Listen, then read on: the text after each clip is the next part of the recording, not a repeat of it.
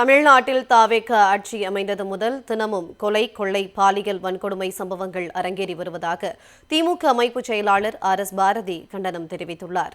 மாநிலத்தில் சட்டம் ஒழுங்கு சந்தி சிரிப்பதாகவும் அவர் விமர்சித்துள்ளார். சென்னை அண்ணா அறிவாலயத்தில் உள்ள கலைஞர் அரங்கில் திமுக சட்டத்துறை மற்றும் திமுக தகவல் தொழில்நுட்ப அணிகளின் ஆலோசனை கூட்டம் நடைபெற்றது.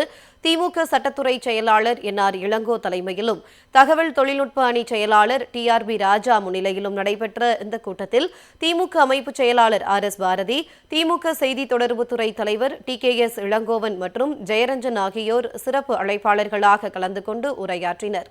சமூக வலைதளங்களில் அவதூறு பரப்புபவர்கள் மீது எடுக்கப்பட வேண்டிய நடவடிக்கைகள் குறித்து எடுத்துரைத்தனர். இக்கூட்டத்துக்கு பிறகு செய்தியாளர்களிடம் பேசிய RS பாரதி, தமிழ்நாட்டில் தாவேக ஆட்சி அமைந்தது முதல் மக்கள் தூக்கத்தை தொலைத்துவிட்டனர் என்றும் எப்போதும் பீதியிலும் அச்சத்திலும் உள்ளனர் என்றும் தெரிவித்தார்.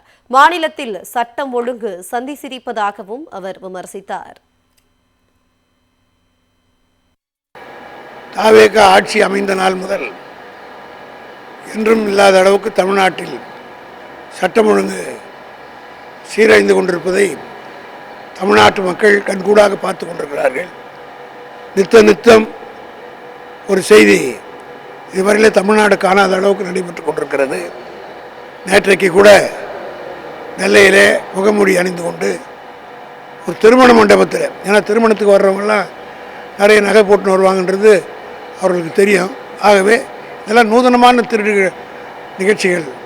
கல்யாண மண்டபத்துக்குள்ளேயே முகமூடி போட்டு சினிமாவில் வர்ற மாதிரி அடித்து கொள்ளையடிச்சிட்டு போயிருக்காங்க. அதே மாதிரி வீதியில் தென்காசி மாவட்டத்தில் வீதியில் போகிறவங்களாம் ரவுடிகள், கஞ்சா வியாபாரிகள், கஞ்சாவிலே மூலதனமாக இருக்கக்கூடியவர்கள் அடித்து வெட்டி படுகொலை செய்து அங்கே ஒரு கோர காட்சியை தமிழ்நாடு பார்த்துருக்கிறது. ஆக இதெல்லாம் இந்த ஆட்சி வேடிக்கை பார்த்து கொண்டிருக்கு. இதனையடுத்து செய்தியாளர்களிடம் பேசிய திமுக சட்டத்துறை செயலாளர் NR இளங்கோ, சமூக வலைதளங்களில் திமுக மீது அவதூறு பரப்பும் போலி கணக்காளர்களை கண்டறிந்து நீதிமன்றத்தில் வழக்கு தொடரப்படும் என்றும் அவர்கள் மீது கட்டாயம் உரிய சட்ட நடவடிக்கை எடுக்கப்படும் என்றும் தெரிவித்தார்.